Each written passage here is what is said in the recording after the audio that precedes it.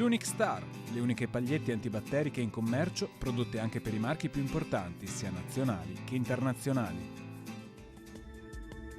Bentrovati al Meteo. Il contrasto fra l'area anticiclonica molto calda e aria più fresca sull'Europa centrale determina una situazione di instabilità anche molto marcata e sarà così anche per la giornata di martedì 25 luglio. Vediamo allora insieme il dettaglio.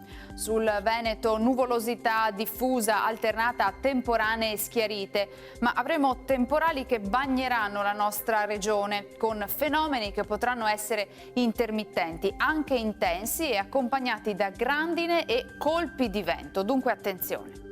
Temperature in calo, minime tra 16 e 18 gradi, massime invece comprese tra i 27 e i 31 gradi all'incirca. Ci spostiamo ora sul Friuli Venezia Giulia. Anche in questo caso cielo a tratti nuvoloso, a tratti soleggiato. A più riprese durante il corso della giornata saranno probabili rovesci e temporali sparsi, anche di forte intensità. Temperature minime tra 17 e 21 gradi, massime sui 29-31 gradi all'incirca. Infine diamo uno sguardo alla situazione del Trentino Alto Adige, dove il tempo rimarrà alquanto instabile con sole e rovesci anche temporaleschi. Temperature minime intorno ai 16-17 gradi, massime sui 32 gradi all'incirca.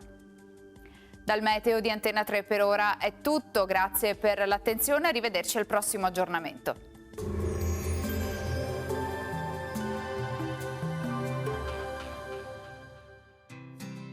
L'Unic Star, le uniche pagliette antibatteriche in commercio, prodotte anche per i marchi più importanti, sia nazionali che internazionali.